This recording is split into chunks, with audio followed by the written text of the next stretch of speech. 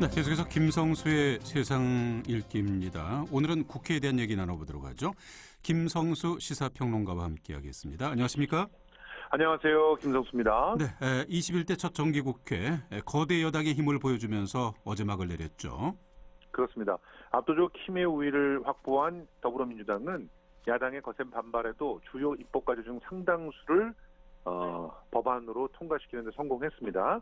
민주당은 고용보험법, 또 ILO 협약 관련 노조법 등의 노동관계법 등, 그리고 또 5.18 민주화운동 등에 관련된 특별법이라든가 또 5.18 민주화운동 진상규명특별법, 또 사회적 참사 위원회 관련된 특별법, 또 일하는 국회법 등을 국회 본회의에서 어제 다 처리를 했고요. 네.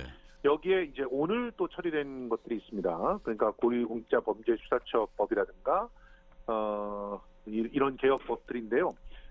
지금 오늘 고위공직자범죄수사처법은 통과된 걸로 알려져 있는데 국가정보법을 놓고 또 필리버스터가 진행 중인 상황이고요. 네.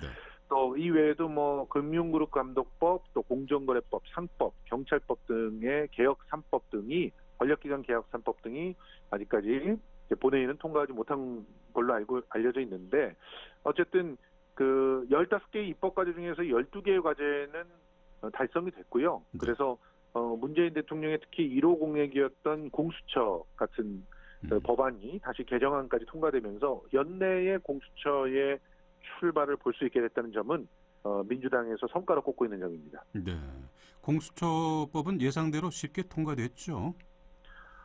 그러니까 통과하기 전까지는 굉장히 어려웠죠. 그런데 이제 어제로 필리버스터가 마감이 되면서 오늘은 회의를 열자마자 첫 번째로 의안이 상정되게 됐거든요. 네. 그래서 표결에서 통과가 됐습니다. 재석 의원이 287명이었는데 그중에서 187명이 찬성을 했습니다. 반대는 99명이었고 기권이 1명이었습니다. 지금 공수처법 표결에 민주당 의원은 총 174명 중에서 172명이 찬성을 했고요. 이제 조응천 의원은 이제 반대를 했습니다. 네. 공수처법 개정 방침 자체를 비판했던 분이죠. 네. 그리고 그러니까 본인의 의지로 투표를 하지 않은 분이 이제 조응천 의원이 유일하고, 정정순 의원이 이제 표결을 참여하지 못했는데 이제 회계부정 혐의로 구속 기소된 상황이었기 때문에 표결에 불참하게 된 상황이죠. 본회의에 출석한 조 의원이 투표를 하지 않았다는 사실이 전해지면서 여당 지지층에서는 비난이 쇄도하고 있습니다. 그리고 또 열린민주당이 3명이 전부 찬성을 했고요. 정의당도 6명 중에 5명이 찬성을 했습니다. 네. 시대전환과 기본소득당, 그리고 또 무소속의 김홍걸, 이용호, 양경숙, 이상직 의원 등이 찬성표를 던졌습니다. 네. 자, 민주당은 역사의 발전으로 자평하면서 상당히 고무된 분위기라면서요. 예, 이낙연 대표가 이제 어제 민주당 최고위원회에서 참여연대의 첫 입법 청원 이후에 24년 만에 공수처의 제도화가 가셔야겠다라고 하면서 김대중 대통령이 마지막으로 남긴 말씀처럼 역사는 발전한다라고 하면서 국민들도 이 도도한 소명에 동참하고 성원해 주시기를 호소드린다고 말씀을 했습니다. 이거 말고도 또 민주당의 각 의원들이 SNS 등등을 통해 가지고 지금 공수처법의 통과를 자축하고 있는 그런 분위기인데요. 특히 핵심 지지층은 공수처법의 처리가 미진하면서 이 민주당에 대한 지지율이 급격히 빠지는 그런 모습들을 보이기도 했어요. 예. 그러니까 핵심 지지층이 민주당의 미적거리는 그런 태도 때문에 등을 돌렸던 그런 모습들도 있었거든요. 그런데 최근 공수처법 등등을 다시 강행주의를 할 의사를 밝히고 과정에 들어서면서 여론의 반등이 있는 그런 모습을 보였기 때문에 어떤 면에서는 이런 반등들을 고무된 분위기 속에서 자의적으로 또 해석을 하고 있는 게 아닌가 이런 생각이 듭니다. 네. 하지만 개혁 법안의 일부는 오히려 입법의 취지를 퇴색시켰다는 비판도 나오고 있다면서요. 그렇습니다. 실제로 이제 공수처법 같은 경우는 다당제의 형태를 고안을 하면서 만든 그런 법안이었거든요. 네. 그런데 실제로 이번 총선에서 양당제의 구도가 더욱더 확실해지면서 원내교섭단체를 이룬 곳이 2군데밖에 없게 되면서 비토권을 모두 국민의힘이 가져가게 돼서 문제가 벌어진 상황이잖아요. 네. 네, 그런 상황이기 때문에 이 비토권을 다시 무력화시키는 이런 선택을 했다는 것이 절차상의 참 그 하자로 이렇게 지적이 될 수 있는 그런 상황이 됐습니다.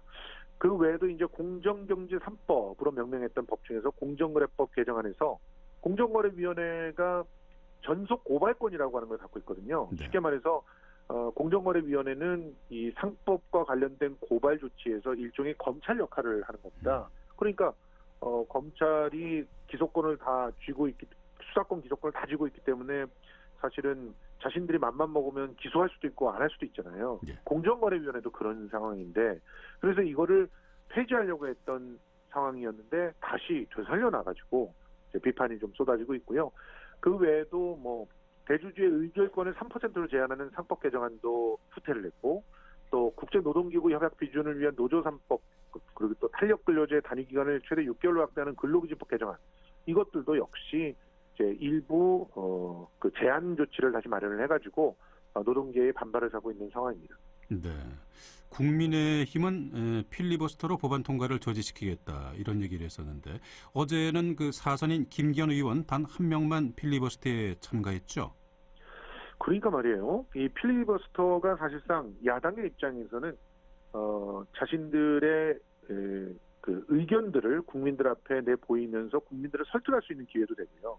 그리고 또 필리버스터를 통해서 그 의원의 자질이 검증되기도 합니다. 네. 그래서 지난 그 테러 방지법 필리버스터 때 민주당에서는 사실상 그 인지도가 낮은 그런 의원들이 적극적으로 필리버스터에 참여를 하면서 자신의 가치를 끌어올려서 스타가 탄생하기도 했잖아요. 네. 그런데 이번에는 그 어제 같은 경우는 필리버스터를 하겠다고 손을 든 사람이 김기현 의원밖에 없었어요. 뭐 필리버스터를 할 수 있는 시간이 3시간밖에 없어서 그런 것일 수도 있겠지만 어쨌든 야당이 너무 전략 없이 끌려다니는 거 아니냐 이런 비판들도 많았고요. 실제로 이제 야당을 지지하는 그런 일부 유튜버들은 상당히 거센 비판을 하기도 했습니다. 실제로 정말 정확하게 필리버스터를 전략적으로 사용하려고 했다면 일찍부터 필리버스터가 들어갈 수 있게끔 준비를 했어야 되고, 또 세칭 말하는 이후에 보궐선거 등등에 참여할 수 있는 그런 의원들이 적극적으로 필리버스터에 참여를 해서 자신의 존재 가치를 좀 높였어야 되는 거 아니냐 하는 지적들도 나오고 있습니다. 네. 자, 지금은 국정원법 개정을 두고 또 필리버스터가 벌어지고 있는 상황인데요. 국정원법 개정의 쟁점은 무엇입니까? 예, 현재 국정원이 갖고 있는 대공 수사권을 경찰로 이관을 하자는 거예요. 그리고 또 국정원은 국내 정보 수집을 금지하자는 거거든요. 예. 그러니까 그러려면은 국내의 보안 정보나 대공 등을 직무 범위에서 삭제해야 되지 않겠습니까? 그래서 이제 이 부분을 그 법으로 이제 발의를 해놨는데, 그런데 이 오후 3시 15분 경부터 이철규 의원이 지금 필리버스터에 나섰습니다. 예. 국정원법 개정안이 개혁이 아닌 개악이다. 국정원이 과거의 폐습과 어두운 역사에서 벗어나지 못하고 오히려 정치에 더욱 개입하고 국민을 사찰하는 부작용만 일으킬 수 있는 독소 규정들이 들어가 있다 이렇게 주장을 했는데, 실제로 이제 이런 독소 규정으로 여겨질 수 있는 그 부분이 가령 국정원이 대공수사권을 경찰로 이관시킨다는 조문이 그 안에 없다, 뭐 이런 내용입니다. 그냥 대공수사 기능만 삭제한다는 건데, 이게 이제 간첩 잡는 수사는 하지 않겠다는 그런 내용 아니냐 이런 얘기인데요. 뭐 여기에 대해서는 또 이견들과 뭐 서로 다른 평가들이 좀 있습니다. 실제로 그 간첩을 잡는 기능 그 자체를 국정원이 갖게 되면 당연히 정보 수집을 간첩 잡기 위해서 하겠죠. 그런데 자신들이 그 해외에서부터 얻어낸 그런 정보들을 경찰한테 잘 전달해주고 효율적으로 전달해주는 것만으로도 경찰의 그 간첩 잡는 수사를 더욱더 강화시킬 수도 있는 것이거든요. 네.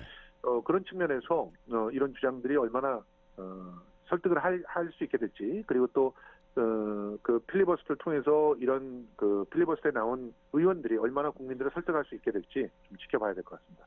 네, 김성수의 세상 읽기였습니다. 김성수 시사평론가와 함께했습니다. 감사합니다. 고맙습니다.